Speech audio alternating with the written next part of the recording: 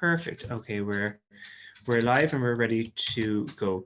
So what I'm going to start with is to get us all thinking about European social funds and to get a little bit of an idea of who is joining us. I'm about to share a link in the chat box. So if you can go to the chat box, there's a link which I will share with everybody. One moment. So it's going over to Mentimeter. I'm sure we're all very well acquainted with using Mentimeter at the moment. So if you click on that link, it should take you to a platform. One moment. And if you hit reset, the question shouldn't be asking you about challenges. It should be asking you about where you're coming from today. So one moment. Maybe that's not working correctly. There's always technical difficulties with these things. Why won't that work? I think that's unfortunately how these things normally work. Okay, while I try and get this to work for us, I'm actually going to hand over to Maria from the European Youth Forum to say a little bit about the European Youth Forum and this training. Maria. Thank you. Well, welcome to everybody. For those who don't know us, the European Youth Forum is the network that is having like 100 youth organizations across Europe and representing young people and fighting for youth rights. I'd like to start thanking FEANSA for reaching out to us and for organizing this training session and to join forces to discuss these important topics. And I'm sure we will continue this cooperation in the future. Today, our aim is to give you some insights on how the European Social Fund Plus works and how it is used to support young people. And furthermore, how you can effectively engage in the program to make sure that it makes a difference for young people in Europe. The European funding for supporting young people has never been more important, because right now, 3 million young people around the European Union are unemployed, and many of them are at risk to be exposed to homelessness. So right now, this European Social Fund Plus play a huge role in supporting young people around Europe, and for sure, it plays also a crucial role preventing us to become a lost generation. So yes, for this funding to make a difference for young people and to be a success, we need civil society to be engaged in the program. We need you engaged in the program because you are those who know what is happening in the national context or even the local context. So we need you to bring your knowledge to the European Social Fund Plus. So today our speakers will go further on detail, explaining how you can engage in the European Social Fund Plus. So that's all from my side. Thank you again and welcome to this training. Thank you very much, Maria. So I'm just resharing the link and it should be working now. So if all participants could click the link on the chat, that will take you over to Mentimeter. And we have a few questions to get us going, to get an idea of who is in the room with us today and to assess the knowledge that we have around European funds. Maybe just before we get started and as you're clicking on the link and popping over, we are, okay, perfect. We just say a little bit about how the training will be structured today. So in the first half, we're going to hear about the technicalities of the European Social Fund Plus, how it works, some of the technical things that you'll need to know to influence how the funds are used around homeless youth and young people disconnected from education and training and employment. And the second half, we'll be sharing some inspirational practices from our membership. So to get us started, I'm going to share my screen and we will take a look at the, one moment. Perfect. You should all be able to see where people are joining us from today. Can I get a thumbs up from some of my speakers?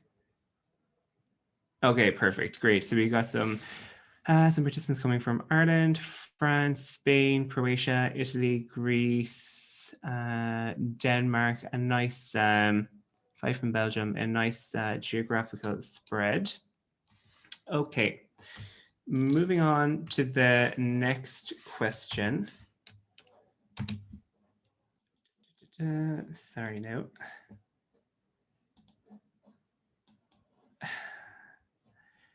Okay, Mentimeter is just not playing ball with me this morning.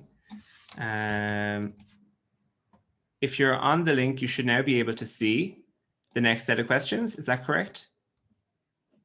Perfect, great. Okay, now I have it figured out. So let us know, what do you think, or what sector do you represent, to get an idea for our speakers who is in the room with us today? We have a lot of people coming from the homeless sector, the youth sector, and then we've got one person who's already working specifically on youth homelessness. I think this helps to give us an idea of, okay, the backgrounds of people in the room today. And I think maybe that's long enough on this question. So, oh, it keeps going, it's changing. Okay, so we've got 7 coming from the youth sector, 9 from the homeless sector, 5 from the youth homelessness sector. And I can see there's about 37 or 40 people on the call. So maybe there's a few people who aren't quite willing to disclose their sector yet, but let's see as it moves on. Okay, next question. Give us an idea of what experience do you have of EU funds? So perhaps you've used ESF in the past, FIAD or the Youth Guarantee. Perhaps you've never used EU funds before, but you are aware of them.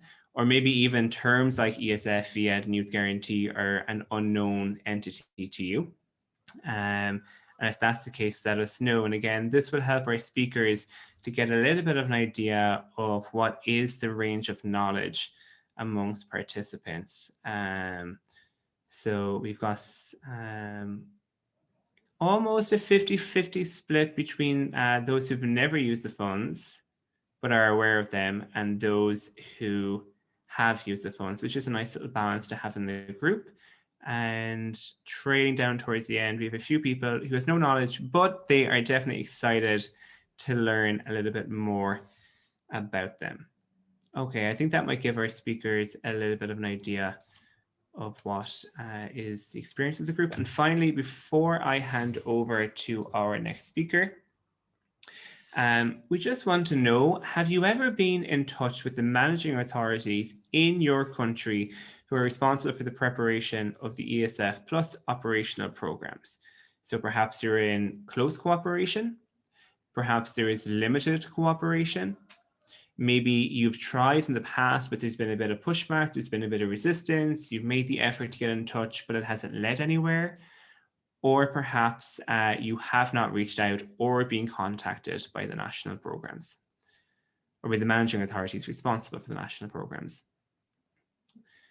Okay, I think this is giving us, again, another little bit of insight into the experiences that some of our participants have had using European funds.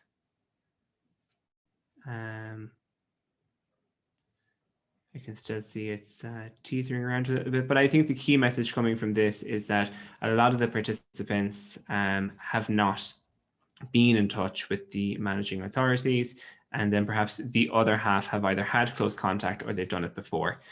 Okay, I'm going to stop the screen share now. We'll come back to the Mentimeter in a while, and hopefully it'll be playing ball at me and we'll move a little bit smoother.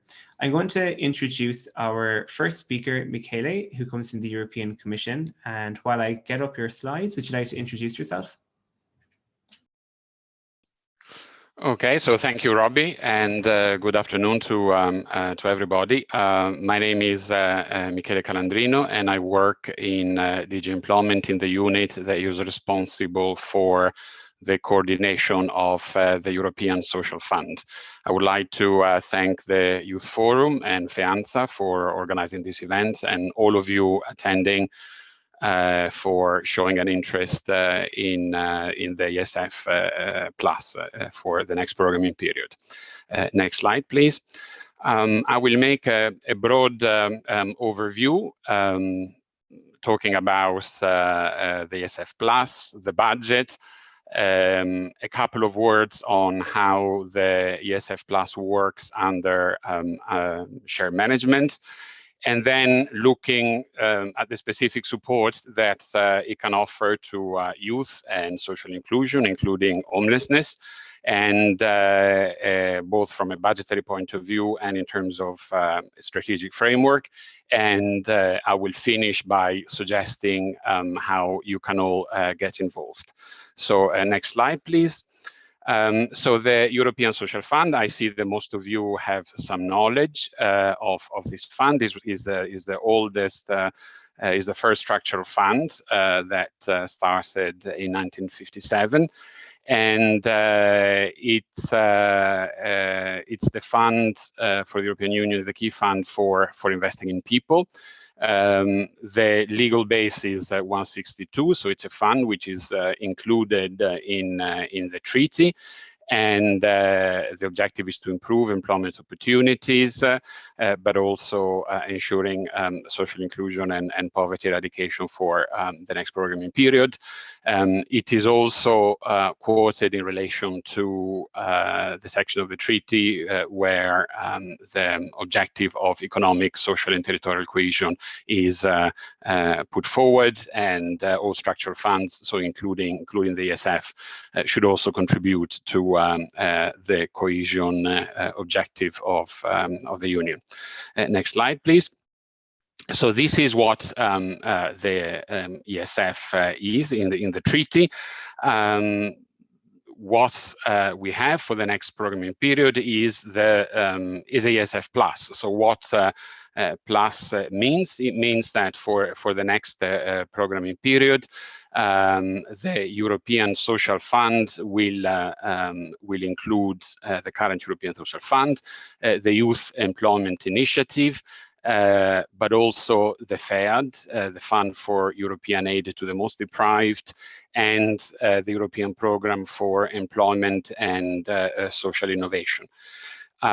So these were the four key programs in the past, in the 2014-2020 period. And the reason why these were all merged was to create a fund that will ensure investment in people and enhance synergies and complementarities between the funds that we had before. The ESF Plus in its architecture will include different components that will ensure policy continuity with the previous program. So we aimed at striking a balance between achieving substantial improvements and simplification while keeping what worked in the previous program. You see here that there are two terms. One is shared management and the other one is direct management, but I will explain that in the next slides. So Rob, if you can move. Here you have an overview of the overall budget. Here what you can see are the overall budget for in the 2018 prices.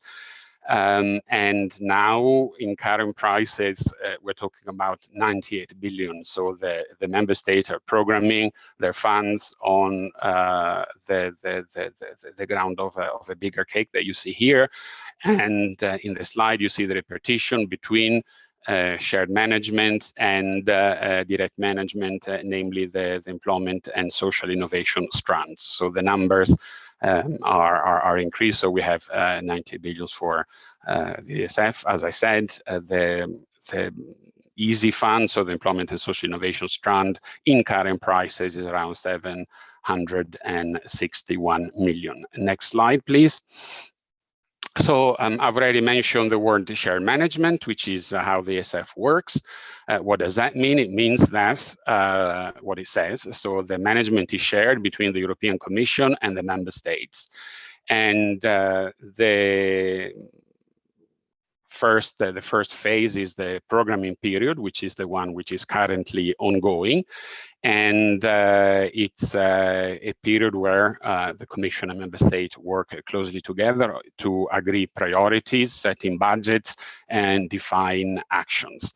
Then when it comes to the delivery, the responsibility to deliver the planned action, selection of projects and payments to organizers lies with the Member States, while the Commission has more of a role on to monitor implementation, reimburse the expenditure, and we're also accountable for the budget.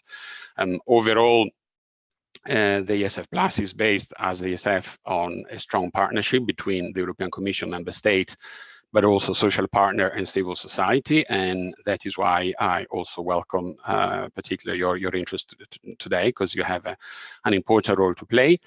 And in terms of financing, it is also split between a national co-financing and a EU share that goes between 50% and 90% of the overall resources. So next slide, please. So as I mentioned, the ESF Plus integrates the Youth Employment Initiative and the Fund for European Aid to the Most Deprived, which are the two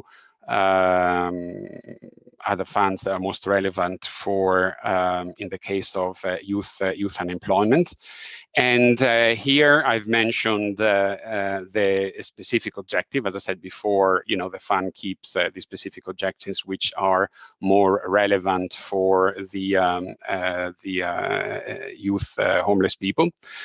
And so the first specific objective is what's called the A in the regulation, which is improve access to employment and activation. And in particular through the implementation of the youth guarantee. Later on, maybe with the question, etc., we can give a bit more example on what can be financed. But I'm conscious of the time, so I will go through this point quite quickly. But what I want to underline from the beginning is that, as we all know, youth homelessness is characterized by a combination of different disadvantages, different causes, and this is why it is important that we make the plus in the ESF Plus work, because specifically for a target group such as the youth homeless, the integration and the synergy is something which is fundamental. So here you will see the list, but the key message to retain is that we all, member state, commission, and also partner organizations, civil service society, and so on and so forth, civil society, they we have to strive to make it work. The second objective that you see here is quality and inclusive education and training, which is also important as a preventive measure. Then you have active inclusion, which is characterized by 3 pillars: so minimum income, access to employment, and social services. Next slide.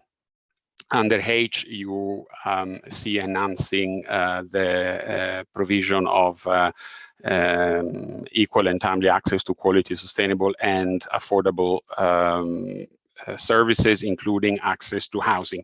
And under this specific objective, we expect to see important measures for the group that we are referring to today, including the supporting the transition from institutional care to independent living. We know that a lot of youth homeless people come from institutional care, foster care, so we have to make this works, and also support to youth structure targeting disadvantaged young people. Under objective L&M, you have mainly what we had before under FEAD. So under L, you have the integration of people at risk of poverty and social inclusion, and this is would be the key, I would say, specific objective to help preventing and reducing homelessness and exclusion. And under M, you have the support, material assistance in terms of food and or basic material assistance with accompanying measures. And I'm happy to expand later on this point. So it's what used to be the operational program 1 under the FEAD, the old FEAD regulation. Next slide, please. So what are the financial resources? You've seen the overall budget, and the regulation foresee that there is what we call thematic concentration. So a minimum amount of fund is dedicated to youth, to social inclusion and addressing material deprivation. So here you will see that the minimum for actions to target reforms to support youth employment is 12.5%. For member states that have an average rate of young people not in employment, education and training, which is over the EU average. And you see the list of the 10 member states here. And then all other member states, they have to allocate an appropriate amount. So when it comes to the support for youth employment, we also this translates into an increased support from what we have now. Next slide, please. For social inclusion, here the priority under this thematic concentration. And on top of that, and this was an improvement in terms of financing by the co-legislator, 3% of the fund will be addressed to material deprivation. And this should also be implemented using synergy with the other recovery instrument. So this is the long-term budget, but we shouldn't forget also the next generation EU funds like the Recovery and Resilience Facility and REACT EU, and there is a typo there. Next slide, please. Before I conclude, I would like to remind you that for the member states to successfully implement their program, they are required to put in place a legal or policy framework to ensure that this investment is successful. And this is applicable throughout the whole 21-27 period. This is what we call the enabling conditions. And when it comes to employment, member states have to put in place a strategic policy framework for active labor market policy. And you see here the specific intervention that we're looking for when it comes to youth employment. Next slide. And when it comes to social inclusion and homelessness, in order again to ensure the effectiveness of measures, member states have to put in place national strategic policy framework for social inclusion and poverty reduction that include homelessness. Next slide. So this is the concluding slide, how to get involved. As I said before, we are in a context of shared management. So when it comes to project selection and the implementation of the program on the ground, the managing authority in the member states have the biggest responsibility. So we already had a little poll done by Robbie, and unfortunately, I see that not many of you have already got in touch with the national authorities. Quite crucial that this is done at this stage. And the programming of the new priority for 21-27 is ongoing. And there should be consultation of partners and stakeholders. And we are also keen as European Commission to get your feedback to see to what extent this consultation is happening and is effective. So now is the time to get involved. In fact, it would have been starting from yesterday, I would say. You know, as a commission, we take it very seriously, the idea of the partnership principle. Your involvement, I think, is twofold. One is, and depending on the type of organizations that you represent, so on the one hand is more sort of practical involvement, so participating in the causes, so on and so forth, so getting involved in the delivery of the European Social Fund Plus on the ground. And the second one is to cooperate with the national authorities to ensure that the enabling conditions, which I mentioned before, really reflect the situation on the ground and the needs of the people that we want to help and that you're most closely involved with. Most ESF Plus programs should be adopted by the end of 2021. So this is a crucial time for this seminar. I thank you for your interest, and I give you back the floor, apologizing for going over time a little bit. Thank you very much, Michele. I'm going to hand over to Will now. So Will, if you want to bring up your slides. And I know there's probably a lot of information coming out here at the moment, but a quick reminder, presentations and a recording will be made available, and part of what Will and Rika will be presenting in the next few moments will kind of elaborate on some of the information that Michele has just shared. And a final reminder that we have a questions and answers box and a chat box. So if you've got questions, please put them in there. Following Rika's presentation, we'll do a quick check-in. And if you've got questions on the technicalities or something isn't very clear, please feel free to put them in there and we'll be able to address them from there. Will, over to you. Okay, thanks, Robbie. Yes, hi everyone. I'm Will from the European Youth Forum. I'm Policy Officer on Social and Economic Inclusion, and the Youth Guarantee and the funding around it is one of the prime things, or the main things that I work on.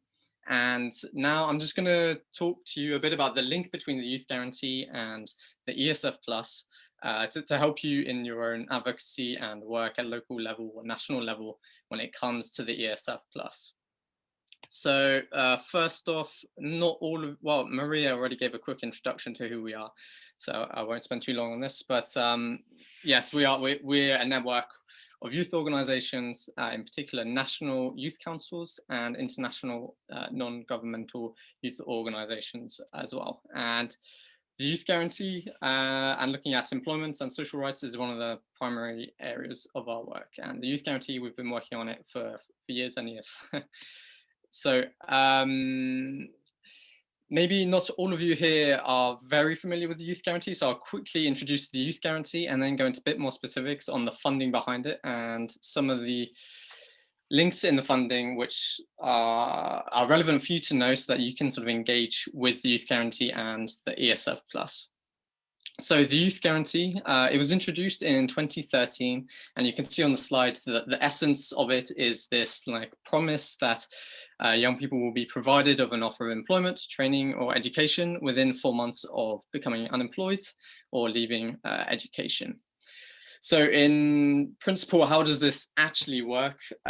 So the Youth Guarantee is it's a broad policy framework, and it is normally led by sort of employment services and ministries for employment and social affairs and national level.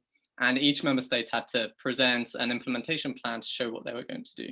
And the sort of things that are sort of important in the Youth Guarantee is that it's supposed to have a partnership approach working with different stakeholders and actors. There's a focus on early intervention to work with young people from an early stage. And the sort of interventions that it promotes are for support for young people to help them later access employment and the labor market. So for example, providing training opportunities, providing offers of apprenticeships, traineeships, jobs, and that sort of thing, as well as more sort of holistic support for young people who may need that. The Youth Guarantee was reinforced end of last year, and that brought in a couple of changes, and one of those was that the youth guarantee is now available for young people up to the age of 29, whereas before it was up to the age of 25. And the reinforcement sort of elevated the focus on a couple of points of the youth guarantee, on the mapping of young people and identifying vulnerable groups, on the outreach to those young people, the preparation of the young person, so profiling them and providing with support so that they're ready to access employment, and then the offer itself. So it's sort of modeled around this sort of four phases. So at the bottom there, you can see the Youth Employment Initiative, which Michele briefly mentioned before, and I also bring up the ESF. So these are the two primary ways the Youth Guarantee has been funded, and I'll talk a little bit more about them. So the role of the Youth Employment Initiative and the ESF. So the Youth Employment Initiative was introduced in 2012, and the Youth Employment Initiative with the ESF focused on a number of interventions that could help implement the Youth Guarantee. So for example, funding the provision of apprenticeships, traineeships, work placements, jobs, providing incentives to employers to hire young people, providing funding for training, education opportunities, and strengthening the work of public employment services and other stakeholders who are involved in providing counseling and support to young people. And so the Youth Employment Initiative, it was actually structured on a regional basis. So if a region in the EU had youth unemployment rates of higher than 25%, then they were eligible to receive funding for this. And as a result of the different regions that were covered or met this criteria, there were 20 member states that were eligible, and the total amount of funding from the Youth Employment Initiative was about 9 billion euros. So, as Michele said before, the Youth Employment Initiative is now merged into this big, wider ESF Plus. And that brings a number of changes. And the most important one was, again, mentioned earlier. So now we have this thematic concentration for youth employment. So the ESF Plus, it comes to 88 billion euros, and 10 member states with high rates of youth employment must allocate 12.5% towards supporting young people. And in the specific objectives of the ESF Plus, the Youth Guarantee is mentioned as one of the areas that the ESF Plus can and should be supporting. Now, the important sort of implication here is that there are a number of member states where they are not obliged to meet this 12.5%. Although we have the wider context of the pandemic and we're seeing youth unemployment rising in many member states. So, for example, I've heard recently from our Irish member that youth unemployment has reached 59% in Ireland, but Ireland is not going to be one of the member states eligible for this 12.5% thematic concentration because of the way that the eligibility works. So it was for member states, it's based on the NEET rates of member states in 2019.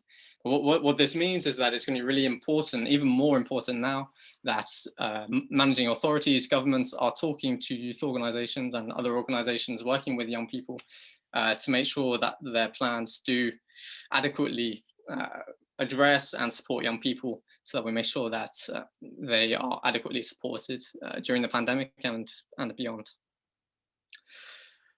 Okay, so next slide. So the next point I wanted to mention was just to highlight how important the funding from the EU is for the Youth Guarantee and for youth employment. So you can see a couple of stats on there. So based on calculations from the European Commission, the Youth Employment Initiative supported more than 25% of the offers provided under the Youth Guarantee in those member states: Spain, Cyprus, Latvia, Lithuania, and in Italy it's even higher. And in fact, an earlier report from the Commission said it was even higher for Spain. That's 80% of the Youth Guarantee and its measures were funded by EU funds. So the Youth Guarantee is really driven by EU funds, and it's really important that youth organizations are engaging with it so that you can make sure that as well as the policy framework of the Youth Guarantee, the funding for the implementation is taking on board your recommendations, and that you can engage with it to make sure that that you're engaging with the funding side of it as well, because it covers just so much of the policy in many member states. And in many member states, some whole elements of the Youth Guarantee were funded by the ESF and the Youth Employment Initiative.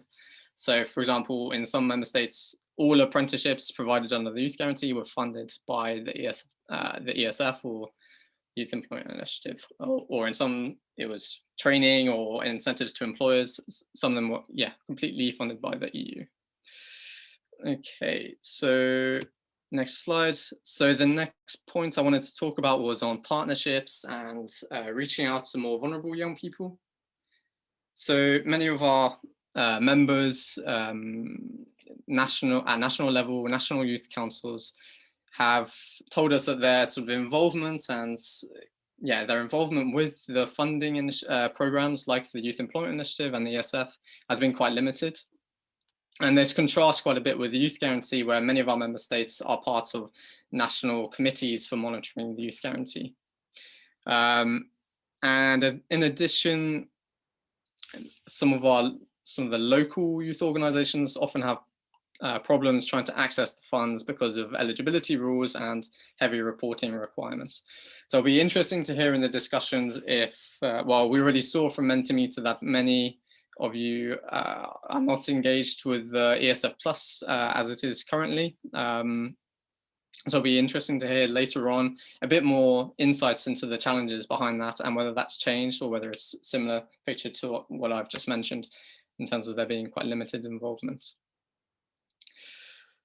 But one important hook to remember is that, as Michele was saying, the ESF Plus has a strong focus on partnerships. And also in the Youth Guarantee, one of the fundamental pillars of the Youth Guarantee is a partnership-based approach. So there are important hooks and provisions within the regulations for involving youth organizations and other organizations working with young people, homelessness organizations.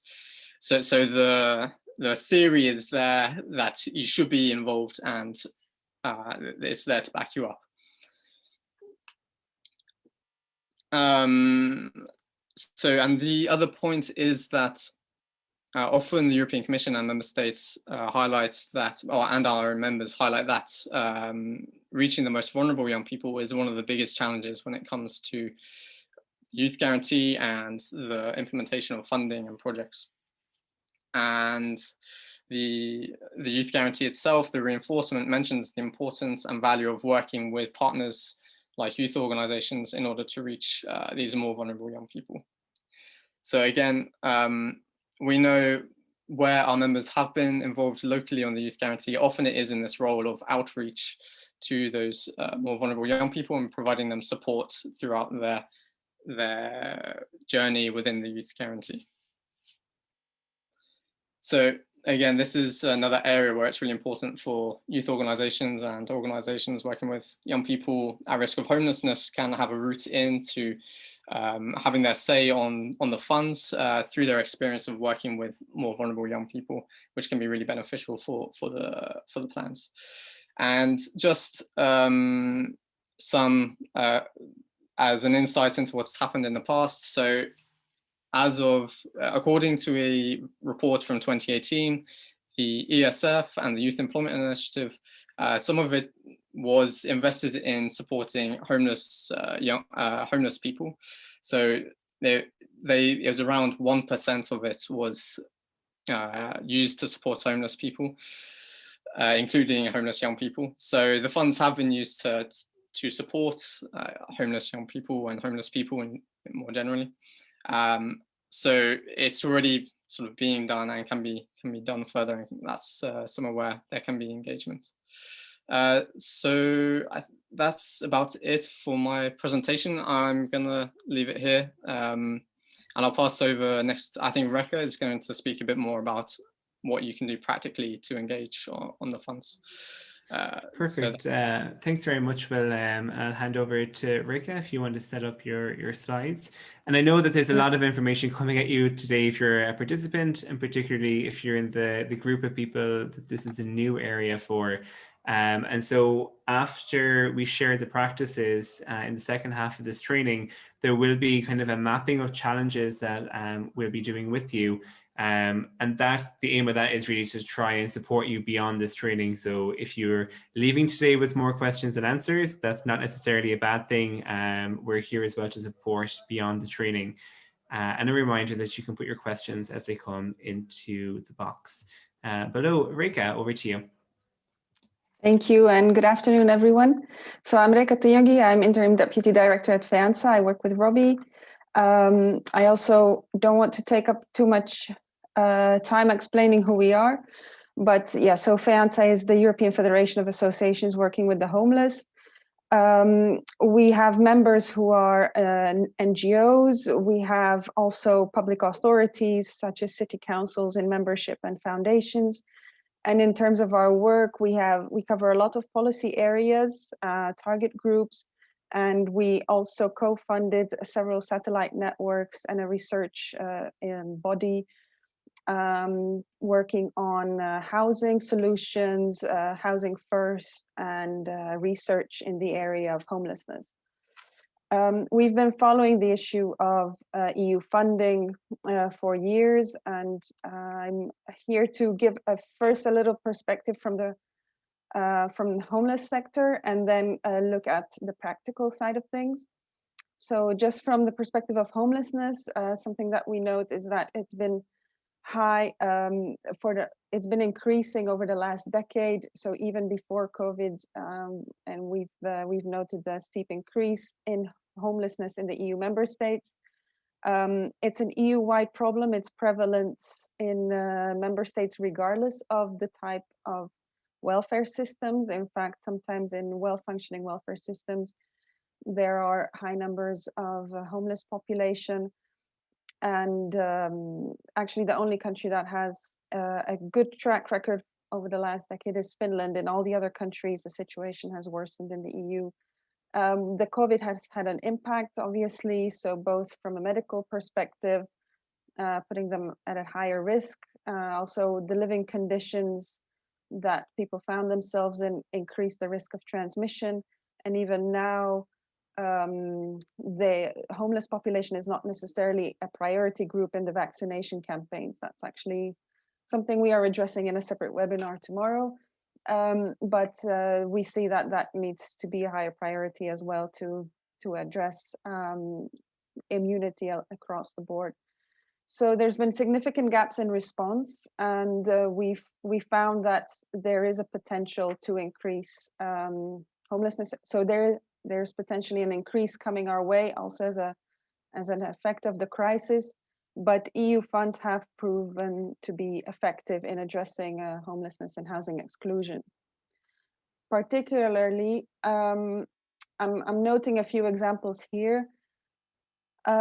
As with many social area issues, homelessness is best addressed at local level, yet policy frameworks and EU funding have been proven to be useful when they work together. And I'll come back to recent EU developments in my next slide. But in terms of how the funding could help is by leveraging policies to improve service provision and to find solutions. So one angle is around prevention and the other is around long-term solutions. Often the most immediate responses to addressing homelessness is through a shelter system, but that's an immediate response, and we're looking more at long-term responses. So housing first is one of the most well-known evidence-based practices for the transition into durable housing solutions, which is accompanied by social support services. And this is typically something that can be financed through ESF+. There are also strong links, and Michele already referred to it, I think, to deinstitutionalization. So shifting from institutional type settings to long-term community-based settings also applies to the homeless population, and that these approaches need national strategies, they need strategies and sufficient and durable funding. So basically, to simplify, we're looking to move from an emergency response to a combination of prevention and accommodation with support services. And there is quite some hope in terms of the policy framework happening at EU level, because the issue of homelessness has increased on the EU's agenda. I won't go through all of this, but just to note that this year, so we expect in June, the European Commission to launch a European platform on combating homelessness under the pillar of social rights. And the Portuguese presidency is committed to this and will hold a high-level conference on the issue in June. So this is really the highest the issue has been on the political agenda for a decade.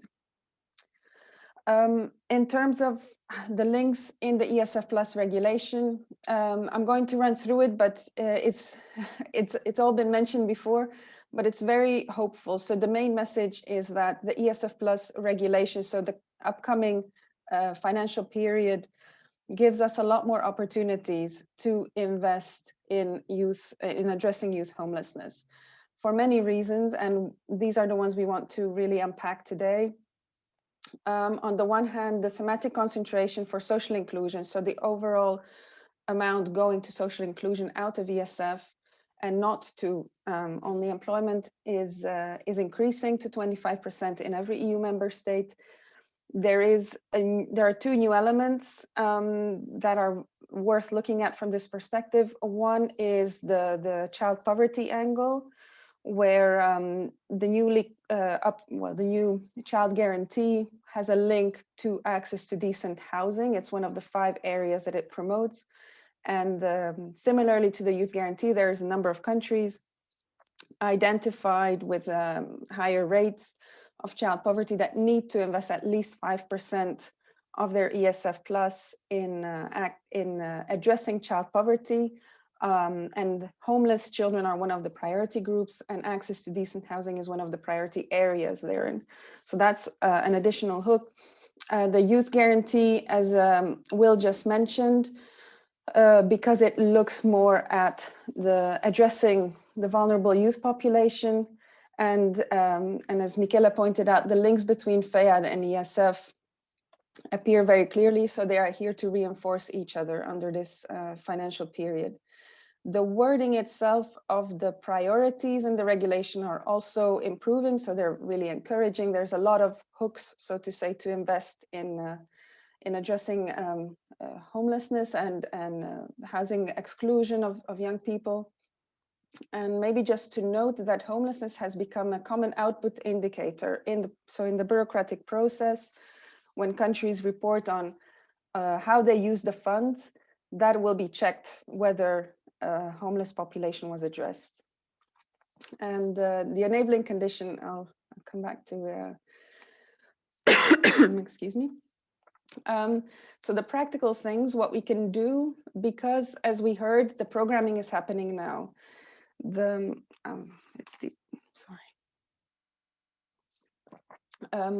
So we have a little bit of delay. Normally the funding should have started already in January. Oh, it's a dry air, I'm sorry. I wasn't speaking all day. You can tell it's teleworking. So they should have started this year. But with the new COVID financing schemes, we have a bit of delay because our managing authorities are busy spending that, and our governments are busy planning the recovery and resilience plans expenditure. But all of that has to come. All of that has to be finalized in April. So actually, I think the coming months will be very important for the programming. And we should be reaching out to the managing authorities, which stay the same from the current period to the next, to program ESF. And I'm sorry. And in terms of the, Robbie, you have to come in. I'm losing my voice. I'm very sorry. No problem at all, Rika. If you want to get a glass of water, I can try to finish out the slide for you. So I think the understanding is that at the moment, the way it works is we mentioned there's a shared management of the funds. And so what happens right now is we're sending you virtual water in the chat. So what's happening now at the moment with the funds is the national authorities at your level in the member states are developing plans and programs for how they plan to use the funds. And so that's being developed at the moment and has to be completed by the end of the year. That then goes to the European Commission, and the Commission then reviews those documents and they agree what the program is for between 2021 and 2027. And so basically what's in that program is kind of determines how the funds can be used. And so 2021 is an important year in lobbying, advocating, and influencing how the programs are developed in your country. And if youth homelessness is if this is a topic that becomes part of the program, it becomes easier to use those funds in the years ahead. Thanks for that, Robbie. No problem. And it's also a good time to reach out to the ministries responsible because of the enabling conditions that Michela mentioned. So the enabling conditions are actually asking that every country puts in place national strategies. So there will be one which addresses needs, and there will be one which addresses poverty, including homelessness.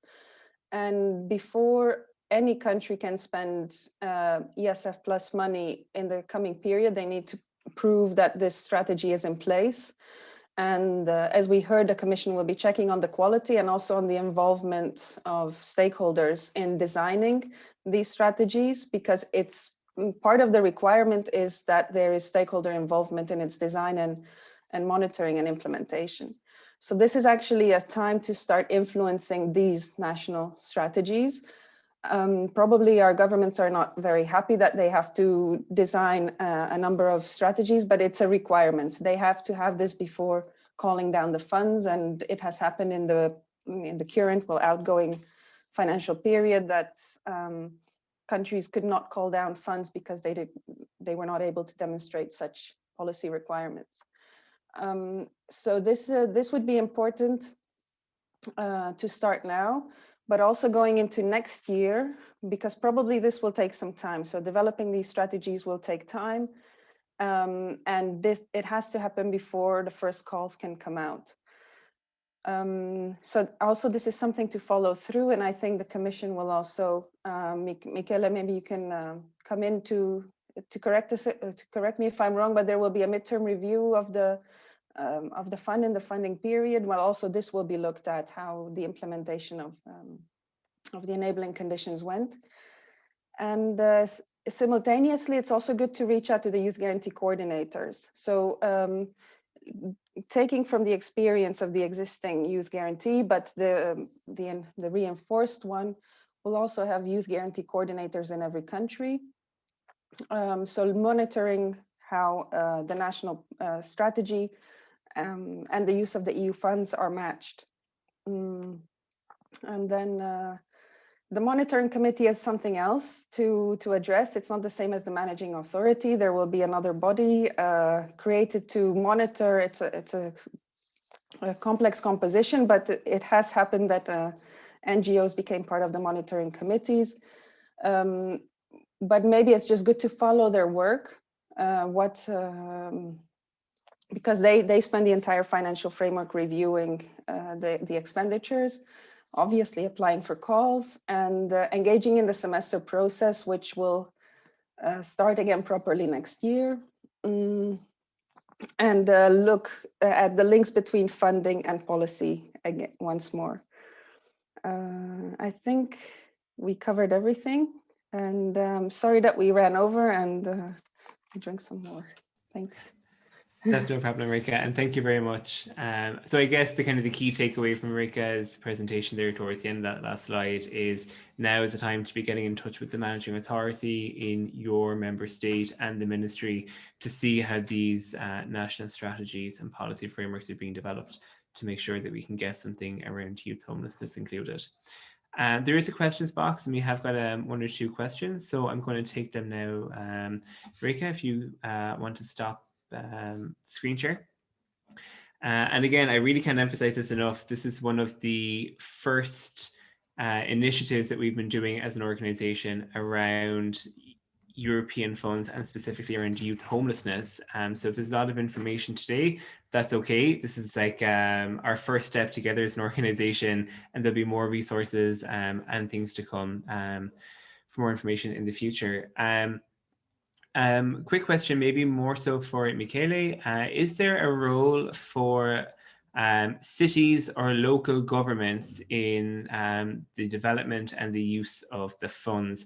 And that comes from a participant from the city of Venice.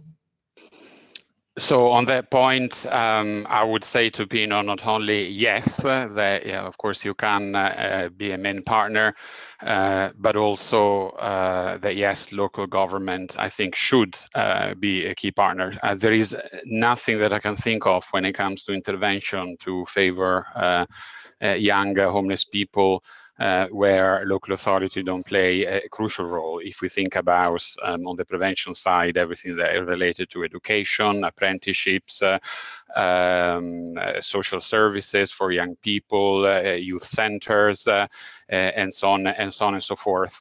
Local governments play a key role. And you've seen the last slide. I think there's 2 ways to do that. The first one is contacting the national authority. In my presentation, in the last slide, you will see a link with the address, the contacts for all the managing authority.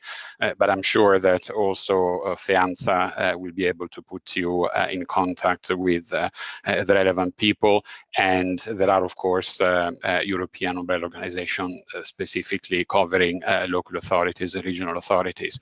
So by all means, contact the managing authority and also these umbrella organizations to see, how specifically that can be done. And then there is another question also in the chat. If I perfect. can move on to that as well, Robbie. Yes, so I've already. Oh, yeah, just to save time, from Marco. So yes, Belgium is not on the list. So this is. I mean, I agree with you. The wording can be a bit vague. What does that mean? What that means is that the amount will be fixed in the negotiations between the European Commission and the member states, looking at a number of indicators, Eurostat data, what is invested under other specific objectives, and so on and so forth. So we have this benchmark. For the other member states, it's as I said, it will depend on the negotiation, and we'll look at a number of different things. But then again, the input from civil society and NGOs will be important to highlight specific needs in the member states. Perfect. And I see, Rikaz, after including the link that was in your presentation in the chat box. So if anybody wants to go on and to see the list of managing authorities, the link is in the chat box. There are no more questions for the moment. So what I'll propose is we go for the coffee break. I know we're 10 minutes behind schedule, but we had built that into the program, and we'll make it up towards the end for the mapping of the challenges. So let's all aim to be back here for 10 past the hour. So whatever time zone you're in, we're saying about 10 minutes. And we'll get started again. And I saw in the chat box, somebody mentioned a cat cafe as an example of a project that was funded under ESF. And so we'll have 3 quite interesting projects, more focused, less on cats and more on youth into education and employment after the break. So see you all in 10 minutes.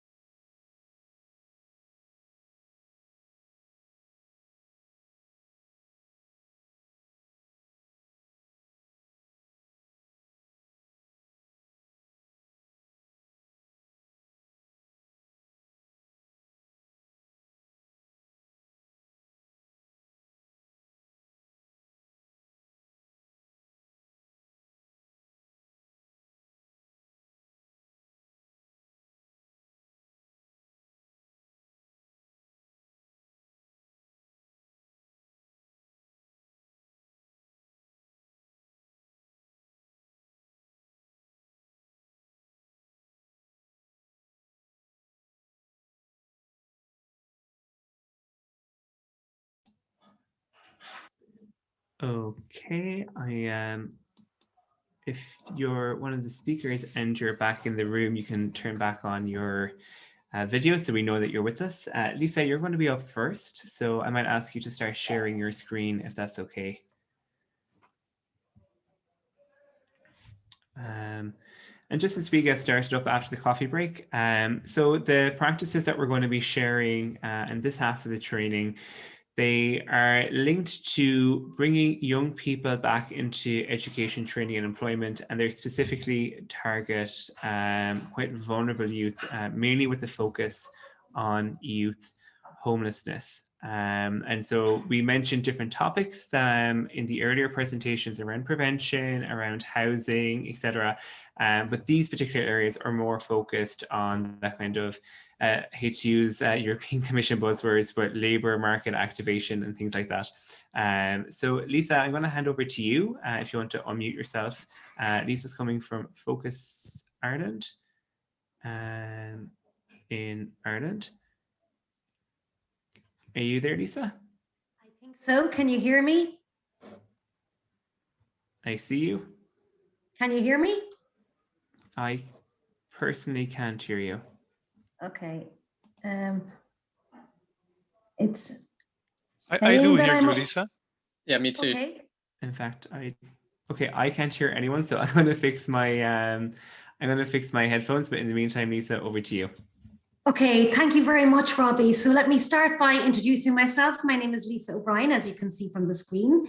And I work for an organisation called Focus Ireland, and we are a national homeless organisation in Ireland. So it's handy that the name is Focus Ireland. It makes a nice link. We provide a wide range of services and advocacy and communication in relation to the area of homelessness. So the services that we provide range from long-term supported housing to advice and information, to working with youth, from aftercare to Housing First for Youth and regional Housing First services. So a plethora of services. But I'm here today to tell you a little bit about our service called PEAT, which is our Education, Training and Employment Service.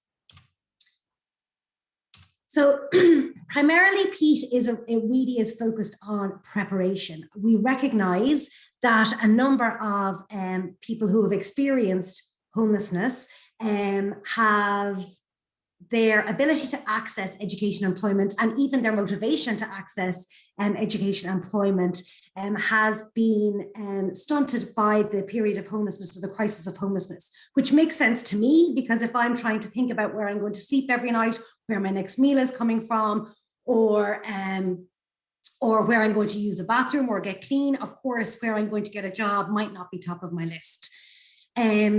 In particular, I'm going to talk about youth later on. Our PEAT service in general is for all people who are experiencing homelessness.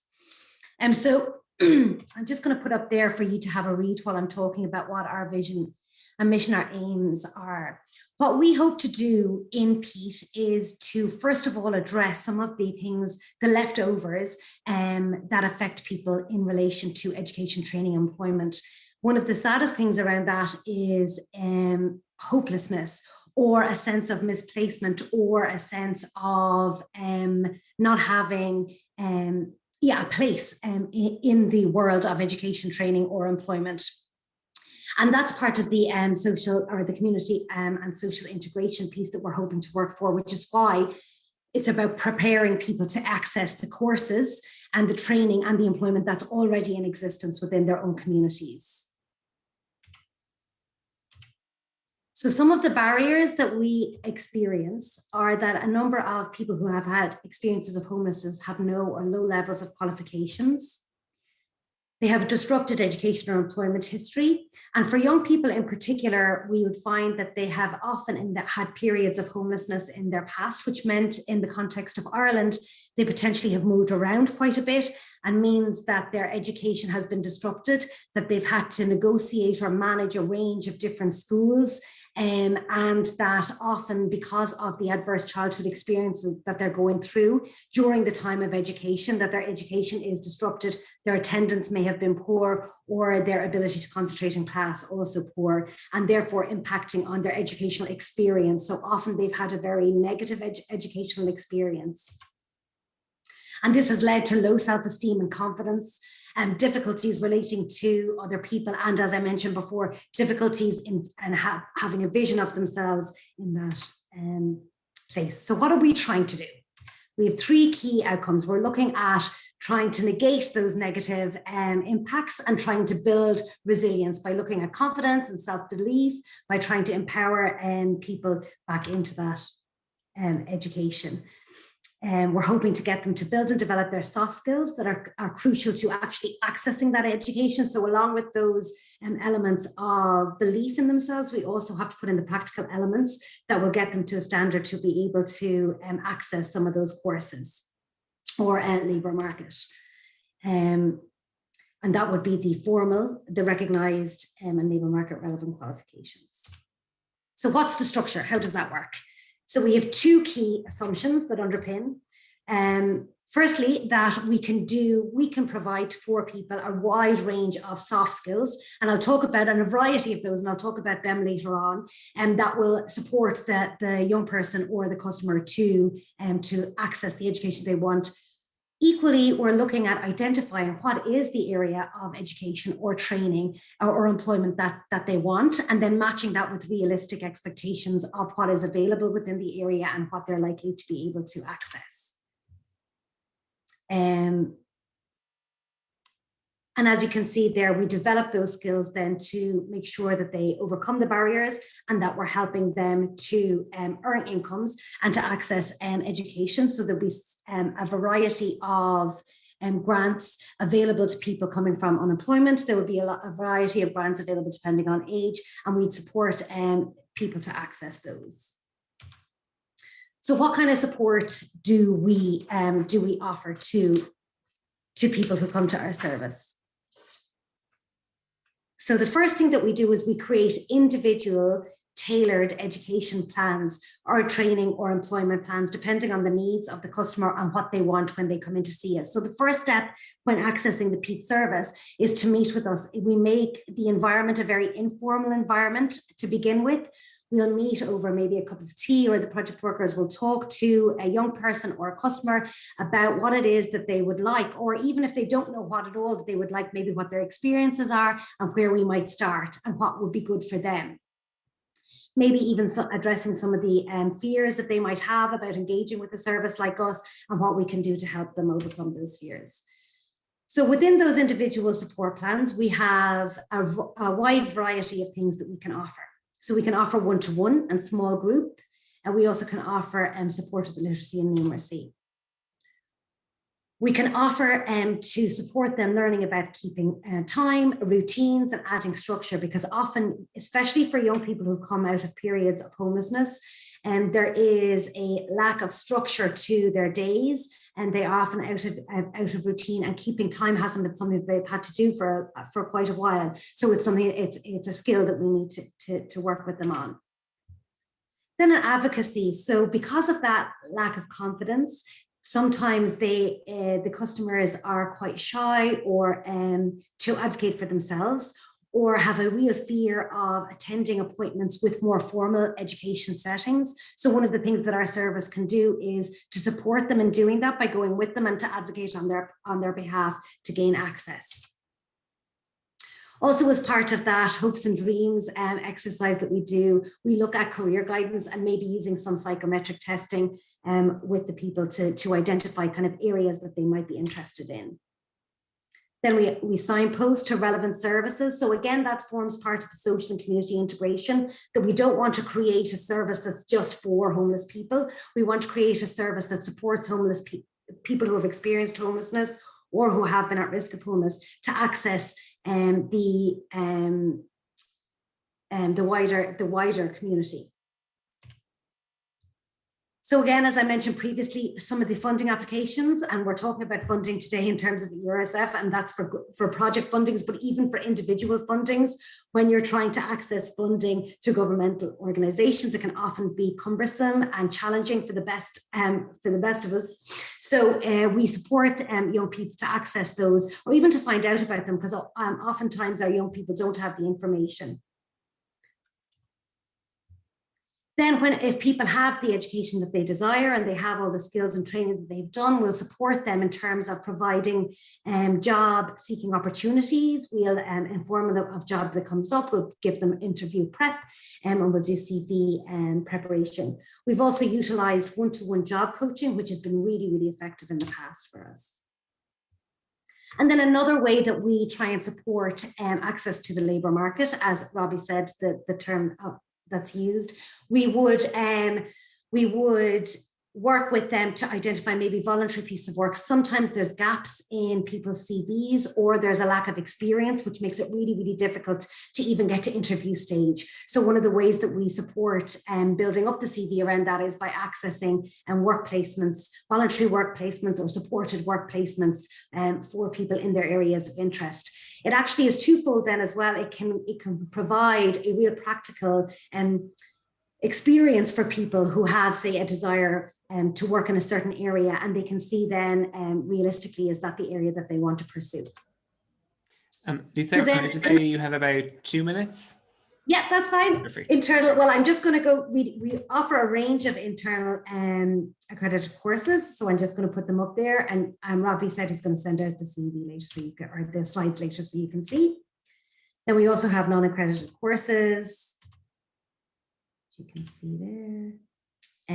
The restorative practice and conflict resolution and communications is a really key course that we run for people when they're engaging in employment, when they haven't been engaged in employment for a long time. So these are some then accredited courses, which would be more formalized courses that we run for and support for people. And then there's a range of external courses that we look for. So Housing First for Youth, just to quickly say, last year, 50% of the service that we provided was to young people who are utilising our Housing First for Youth service.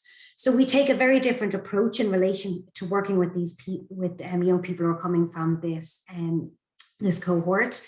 And it's very much based around outreach, meeting young people where they're at, understanding the experiences that they've had and how that might impact on their experiences or want to engage in education and training. We work very, very closely with the housing support workers, and we offer around a wraparound service. So very similar to the Housing First for Youth approach, we offer visiting support. So rather than expecting the young people to come to us, we will initially go out and outreach those young people and work with them until they're confident enough to come into our peak classrooms. We have continued engagement between the team, the education workers, and the Housing First for Youth workers to identify and provide support to the individual young person that we're working with, so that we can identify, for example, if a young person is having difficulty engaging with us, if the young person is having difficulty turning up to courses, or if they're having any difficulties that they might not want to talk to us about. Another key thing to the engagement in the PEAT service is that the referrals are made at a time when the Housing First for Youth young people have been housed and have had a period of stability within their house. So I think that's really crucial to the engagement, as I mentioned earlier, engaging with young people before they're ready to engage or before they have other stability in their lives just leads to disengagement and another negative experience of engaging with education. You can see there.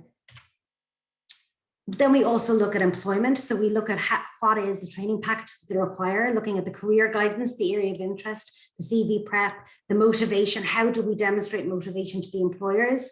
And we also engage with employers where we offer or we explain what the service is if the young person wants that. and offer support to the employers in relation to that.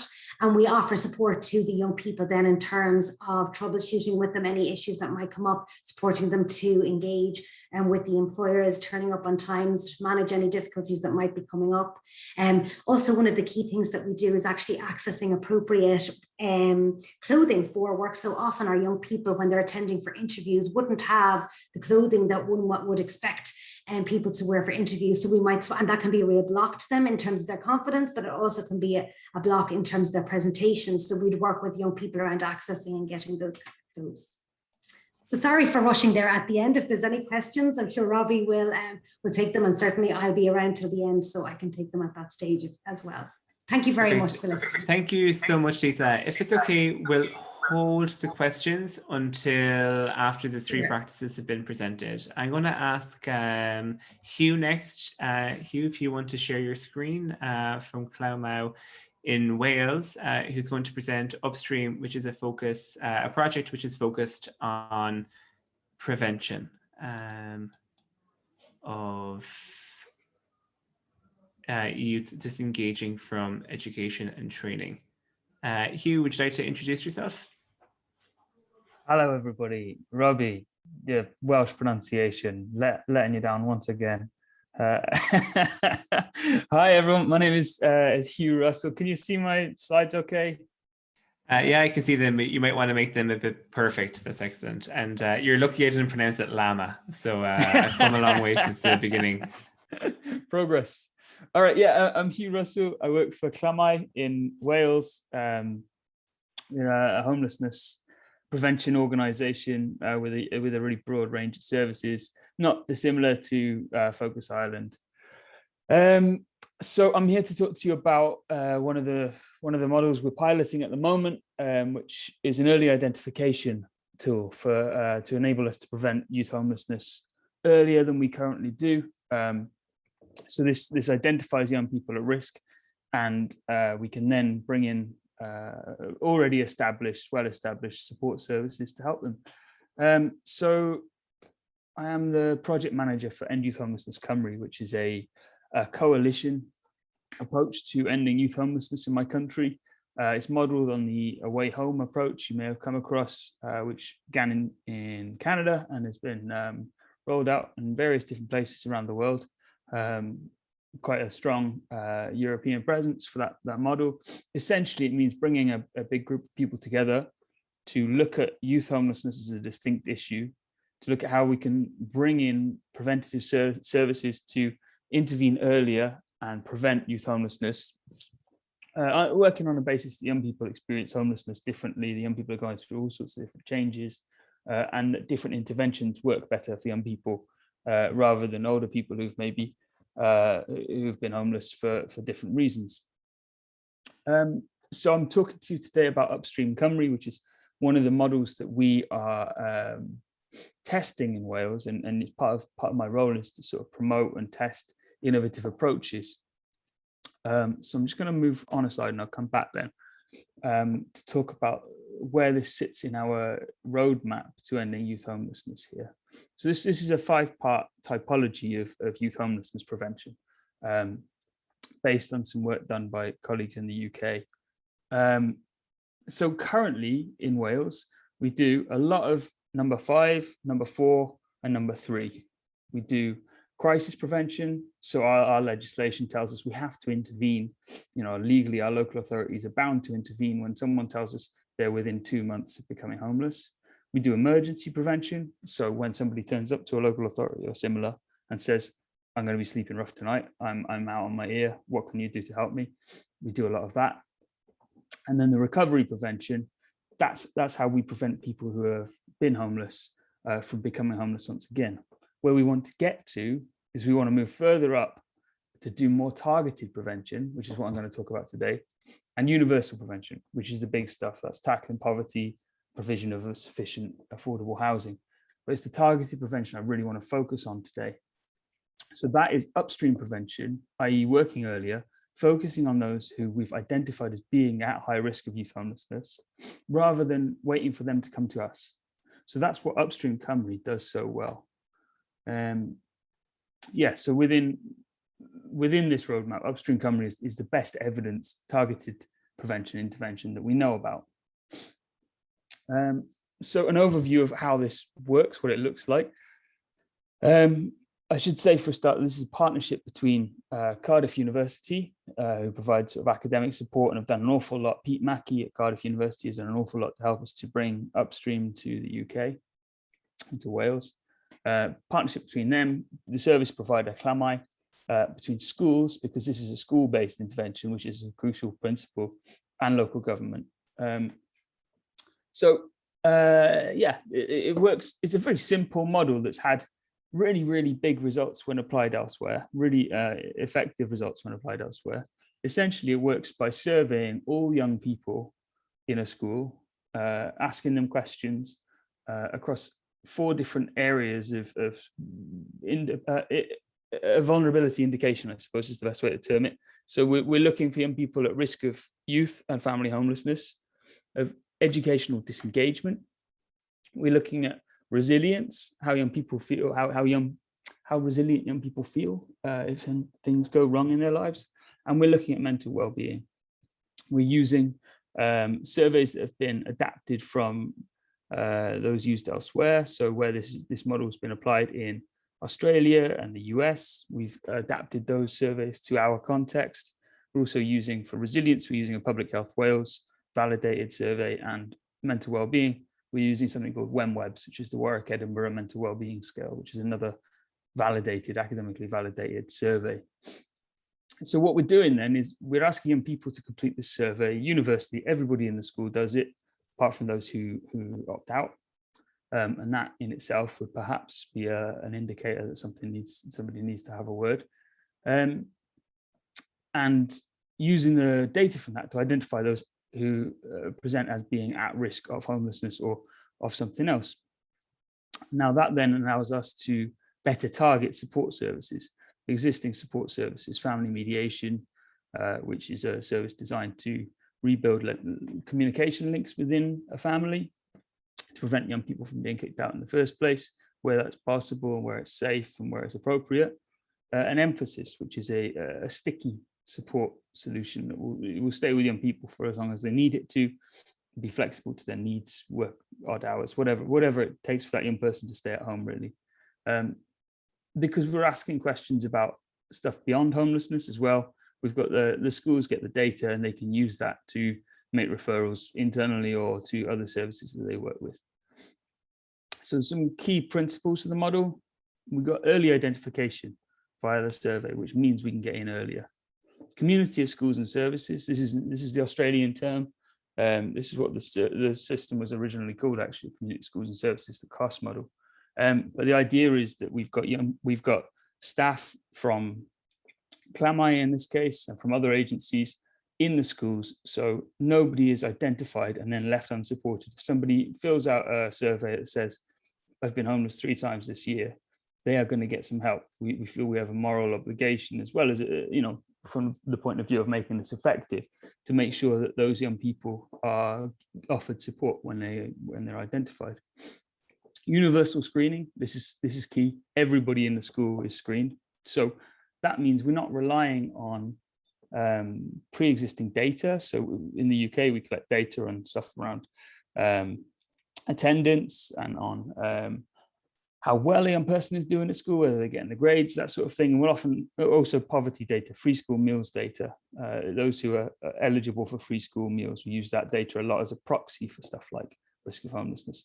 But by doing a universal approach, or taking a universal approach, we are avoiding reliance on data that may provide the wrong sort of insight. We're asking the young people, crucially, how things are going for them. That's not something we're doing elsewhere in Wales. That's not something we're doing at a sort of a statistic or a high level. It may be that a teacher asks a young person because they identify something about them that triggers an inquiry.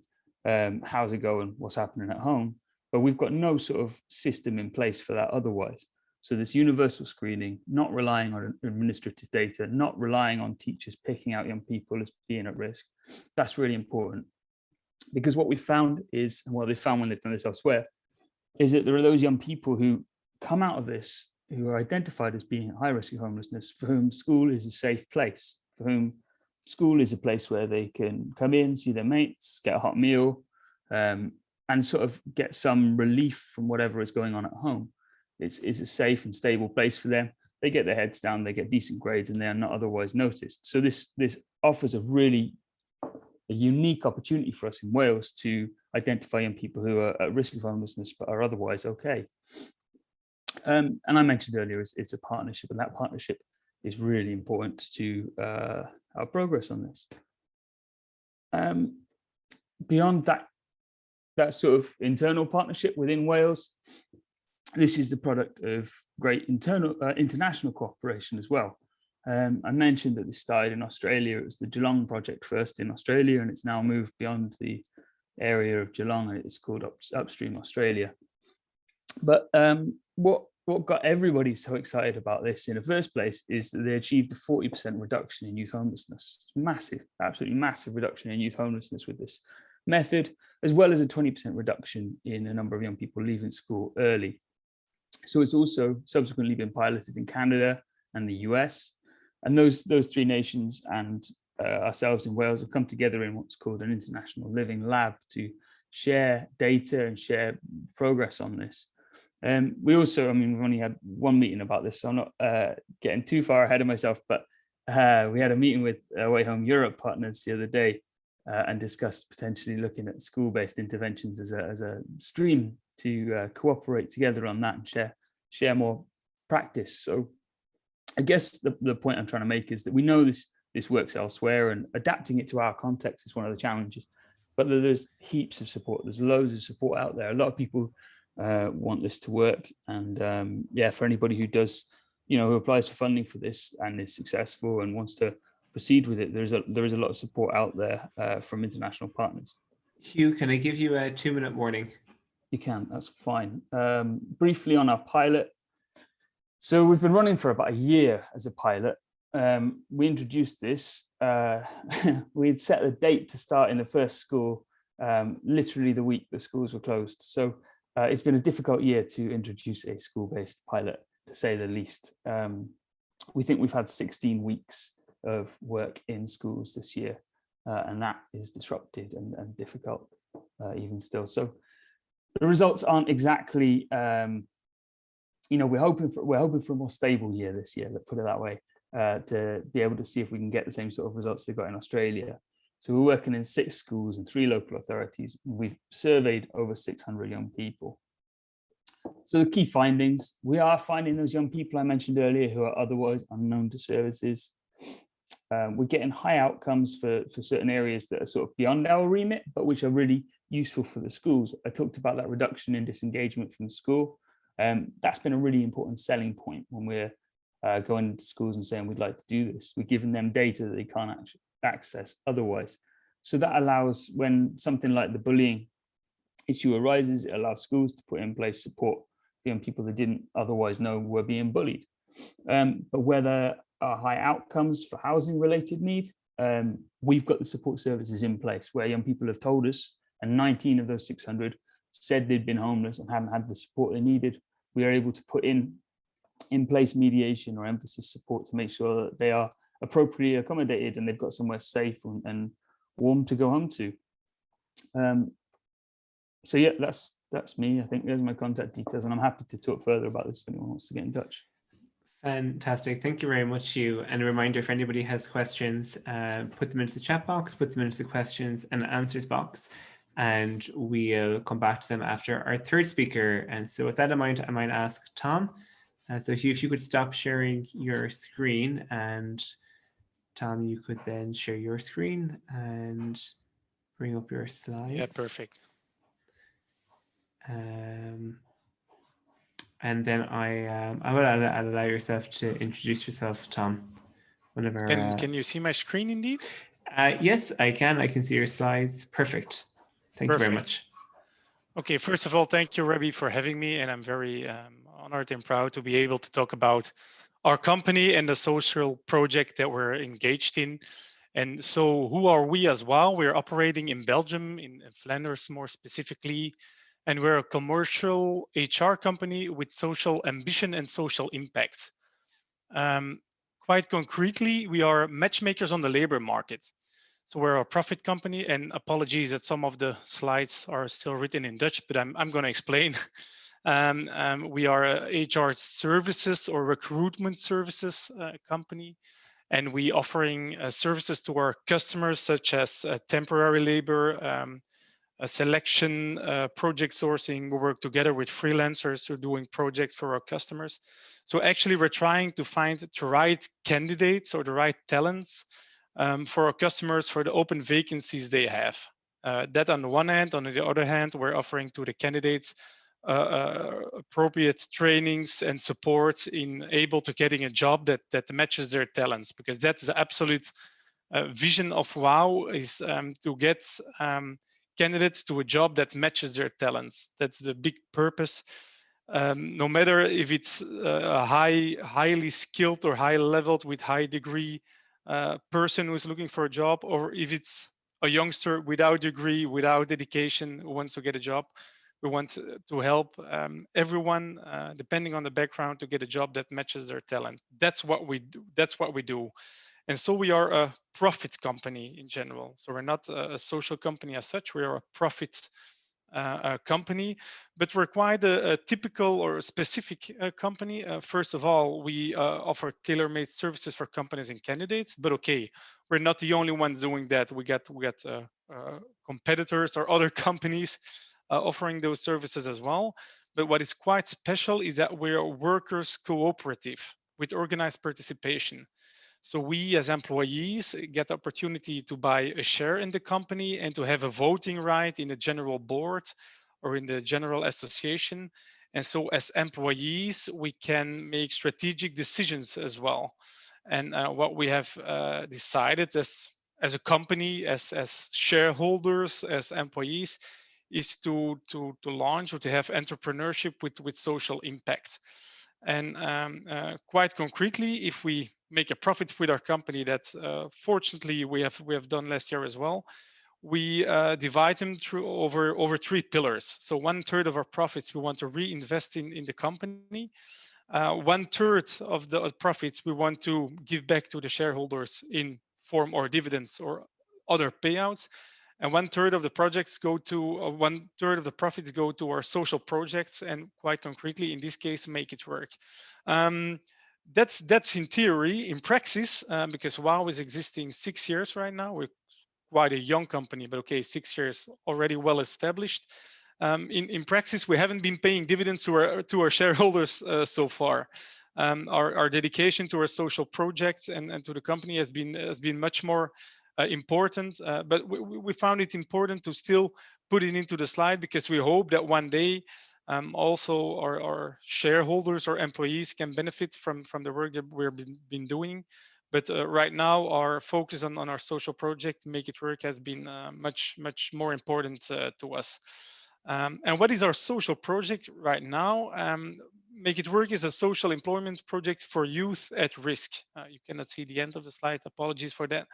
So we're an employment project for youth at risk. And what does that mean? That means that we got, in the meantime, 4 top coaches in-house who are offering training, coaching, and job placement to youngsters, more specifically between 17 and 25 years old. And the youngsters in our project are youngsters who have made mistakes in the past and who have a judicial history from one kind or another.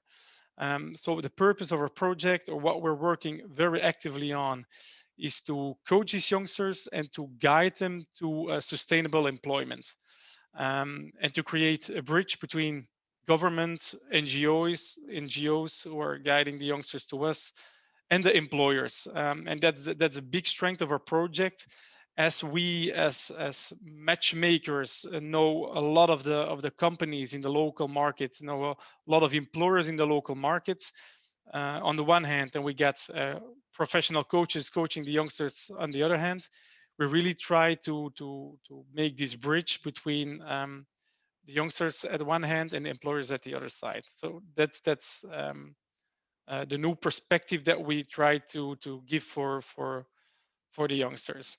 And we try to give them a warm entry into the labor market.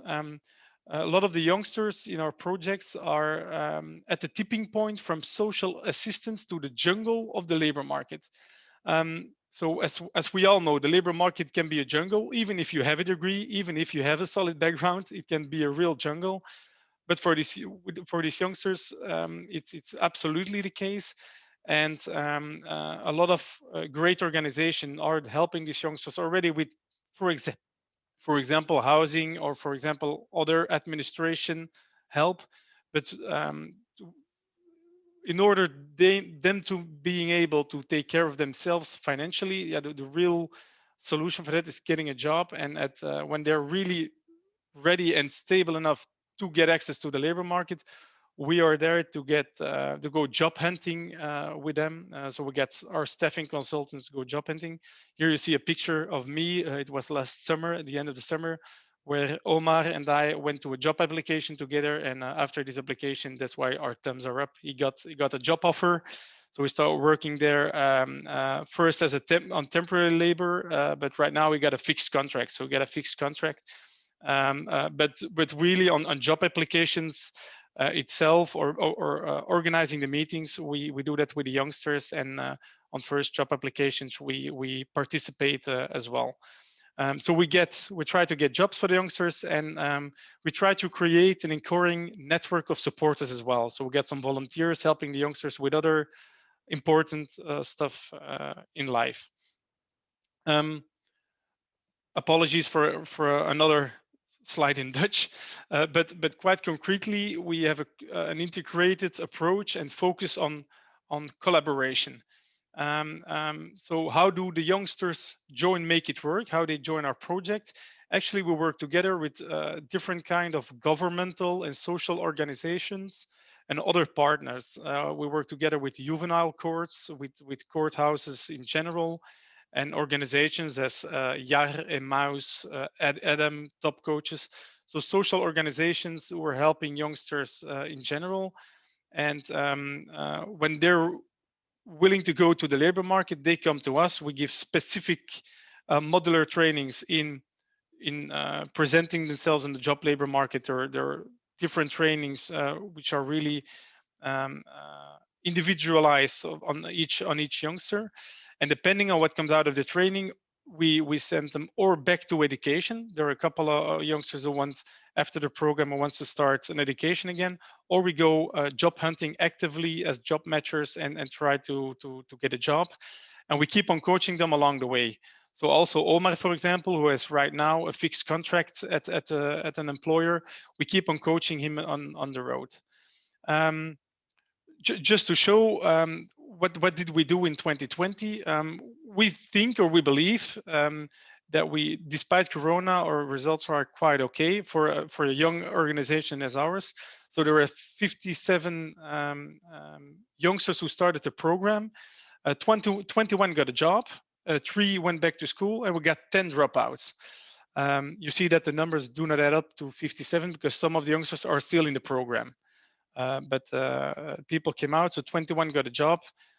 So we got 24 successful results. It's almost 50%, so we're quite happy with that. But we're gonna have some dropouts, and we're gonna have some dropouts in the future as well. I mean, not every youngster who starts a project is indeed proves to be ready to be able to get a job, a 9-to-5 job, day in, day out. But we're working actively on that. Why do we do this? As a profit company, why do we invest so much time, dedication, but also resources to this project? Actually, we do this because that's 100% realizing our vision and mission on the labor market. We want to improve people's life by creating more opportunities for work that matches their talents. And we absolutely love the inclusive entrepreneurship. We as a shareholder or as an employee, we do not want to get as rich as possible or to maximize our profits as much as possible without giving chances to people who deserve chances and are not getting enough chances so far. So it's absolutely our vision, as I said in the beginning, to give people a job that matches their talents, which makes them happy, and we have an absolute thrill to do that for youngsters who come from or have poorer backgrounds in the beginning. So not only for highly skilled and sought after employees, but also for the most vulnerable job seekers, we're trying to find solutions and jobs. Tom, I'm going to have to give you a 2-minute warning. Perfect. Thank you, Robbie. We get the question a lot, also from friends and family, but wow, what are you right now? Are you a profit company? Are you social entrepreneurs? What is it specifically? How do we have to categorize you? And our answer is, look, our vision is a non-profit one. We want to give people jobs that matches their talents. That's a non-profit vision. But in order to do so for everybody in the labor market, we have to make a profit, and that's our mission and approach. We have to make a profit for WOW to be able to survive and be sustainable, and to be able to realize our vision, make it work. To realize our vision, to get everyone a job that matches their talents, our mission is to make a profit. So we have a non-profit vision, but a profit mission. If that's clear, if that's clear to you. Without WOW, there is no make it work. So we need WOW to finance a project and to realize employment in cooperation with our clients. So our partners are very important as job matchmakers. We know the local labor market, but it's those companies and those HR partners and general managers of those local companies who are really offering the chance to those youngsters. So those partnerships are incredibly important for us to be able to be successful. And so what is the success? Why is make it work? Although we got a lot of challenges ahead, and it's not always, the sun is not always shining, but why are we successful in general? It's because, first of all, we're merging on the one hand, the expertise of our coaches, of our Make It Work coaches, together with the expertise of our staffing consultants. That's really fire. The coaching and the knowledge of the local labor market, that's fire. And if we put thereon resources coming from WOW, but also resources from grants, from local governments, from European governments, and from sponsors, there's some companies sponsoring us as well, that's really putting oil on the fire. So the fire is the knowledge of the local labor market and the specific coaching that we're giving these youngsters. And with the extra resources coming from our profit side of the company and from grants, that's the oil we need, and that's really the key to success in our opinion. And that's actually the end of my presentation, Robbie. So we're really thankful that we're really thankful that we got some. There are a couple of awards that we won, but I don't want to go too deep into that but it's really nice to get acknowledgement for the things we're trying to realize, and we're really thankful to all our partners. First side, the companies are really really willing to give chances to the youngsters. That's not easy, and to all our stakeholders. Yeah, it's Thanks a real very thrill. much, Tom. So if people have any questions, they can put them into the chat box or into the Q&A box. The idea here was, in the first half of the training, we had more detailed kind of insights into how the funds work. In the second half is just to give you all an idea of what are some of the ways that we can work with young people and bring them back into education and employment. In the case of Tom and Lisa's presentation, or in the case of Hugh's presentation, what are some ways that we can use prevention and early intervention to prevent that disengagement? There aren't many questions, and sometimes I think that's a good example of some very clear presentations. There's one question for Lisa, though, which is just, I think I know the answer to this, but Lisa, if Focus Ireland has tapped into ESF Irish programs before, and if so, how did you find them? So I have to admit that I'm not 100% sure on this, but we were involved in a social innovation fund in Ireland for a couple of years ago, and I think that might have had an affiliation with the ESF, but I'm not entirely sure. But I can find out for that person if they want. Perfect. Yeah, I'm not sure you've used the ESF Plus for the delivery of these types of services, but I think you've used easy funding, which is another one of the streams Michele mentioned around aftercare programs, and a project that you were involved in there. Okay, we're coming towards the end of the presentation, at the end of the training. I'm going to quickly resend the link into the chat box for Mentimeter. And again, I think we've mentioned this several times during today's training that what we're doing today is kind of a first overview of how we can be using EU funds. And so there very well might be some questions that come out today, more so than answers, but that's okay. What we want to do in this next session is to very quickly just try and map out what are some of the challenges that you're facing or perceived challenges that you think you might have as an organization that is interested in using the European funds. So we have a few questions to ask you, and the idea here is to give Fianza and to give the European Youth Forum an idea of what are some of the challenges that you're facing. And then we can maybe tailor some resources or additional trainings in the months ahead to meet some of those needs. So if you click on the link in the chat box, you should be taken to Mentimeter. And from there, you should be able to answer the first question, which is what are some of the challenges to using EU funds in your country? So if you've got any major challenges, you can start to share them. I'm just going to share my screen to give you all an idea of what are some of the answers that are coming in. So we're seeing the national agencies are one of the challenges. And again, there isn't a big uptake in working with national agencies previously, so there could be connection there. Ministries, engagement with the national coordinator, some social innovation, admin processes. I mean, that's something we find a lot, is that these funds can be quite bureaucratically heavy, hard to find and confusing. Is also quite fair, I think. And that's part of what we're hoping to do today with this training, is to make it less confusing and to get a better idea of what's the framework for using the EU funds. And again, letting us know what some of the challenges you're facing helps us to tailor resources to come. I don't see any major changes to the word cloud, so I'm going to proceed to our next question. So what challenges do you face in your advocacy work with the ESF Plus? So perhaps these could be challenges that you're now facing having done this training.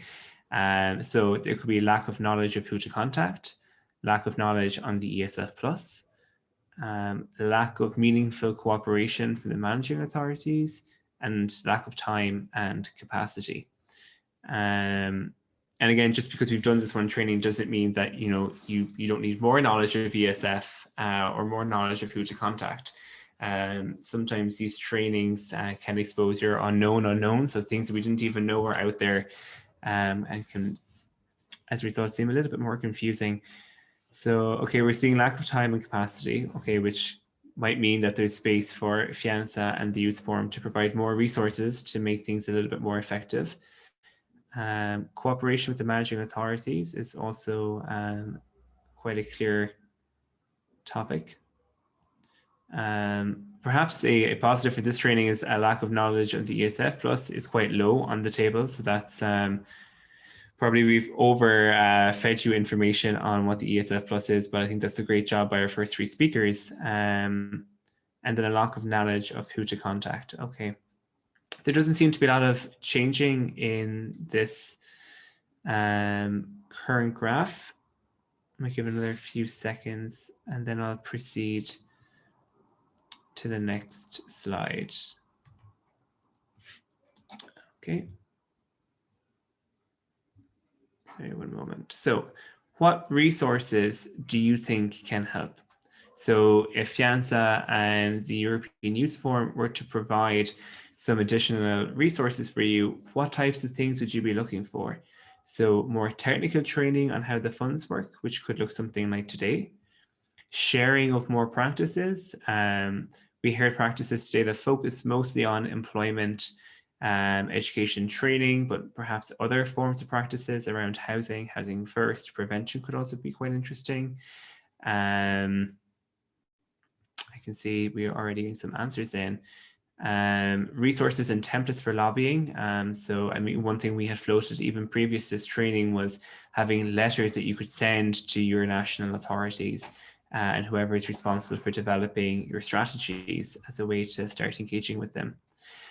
Maria or Will, is there anything that you'd like to add at the moment, just as we're seeing these results come in and the bar is floating up and down? No, nothing to add really, but it's really interesting to see the what people report as the challenges. So that would be really helpful for planning. If we move on, and what the next steps will be, what we can do to provide support on that. Great. And Maria, I'm not sure, is there anything you'd like to add? No, that was all from our side. I'm actually very lovely to start this cooperation, so we will continue on that. Fantastic. Okay, so I think kind of the clear thing here is technical trainings, networking with national or with partners at national level, and then the resources and templates. So they're quite close together. And as it comes to sharing our practices, I think we've got that fairly well clear. Okay, last question. Is there anything that you'd like to add on next steps? So this isn't the last question. We've got one more to come after this. But is there anything else you'd like to add having done this training? Is there something that you haven't been able to fit into the previous question, something you'd like to see as a follow-up? There may not be much to add here. I'll just give it another moment or two. And in any case, if you do decide to add things, and I don't see them here, they'll be on our Mentimeter, and we'll have access to them after the event in terms of how we decide to follow up to this training. Okay, finally then, are you interested in following up to this training? And if so, what type of follow-up would you like? So that I guess the different options on the table here is yes, but individually upon request. So if you are interested in following up with your national authority or your ministry that's responsible for the strategies, you get in touch with Fianza or the Youth Forum directly, and we can provide support on what to do, who to contact. Yes, but it could be in the capacity of building 1 year into the funding period. So here we are at the very beginning in 2021. Perhaps there could be more trainings envisioned as we go through this. We remember back to the end of Rika's presentation, she was highlighting the kind of the key milestones for 2021, and then there's more to come in 2022, and so on until 27. So perhaps you might see that there's room for, I guess, more systematic follow-up in maybe a year or so. Or there's a possibility that no for the foreseeable future, and either that's because you've gotten everything you needed to get out of this training, or on reflection, you've decided ESF Plus isn't something that your organization wants to pursue. Is there, I might just hand back to, one moment, just as we're watching these come in. Michele, is there anything you'd like to add coming from the European Commission's perspective towards the end of this training? Maybe there's something you've seen in the results. Yeah, well, not really. I repeat the invitation I made before. I think the ESF is a great resource, and in the new programming period, we have tried our best to improve simplification and to enhance simplification and to improve coordination between the different strands and policy objectives. So we remain available to continue our dialogue with you, your partner organization at the national level, and please do not hesitate to get in touch if you have any further questions. Thank you. Great, thank you very much. Okay, I'll end this share screen at the moment. That's it for me. I'd like to just thank all of our panelists for joining us today and sharing the practices and also sharing the technical frameworks for how you even engage with the ESF Plus funds. We'll be in touch afterwards with a recording of today's training and with the presentations from all of the speakers. And as always, if you have any questions or after this training in a day or two, you're thinking about it and topics come into your head or you're not really sure you understand something, please feel free to get in touch and we'll be happy to provide some additional resources. Okay, thank you very much, everyone, and have a lovely evening.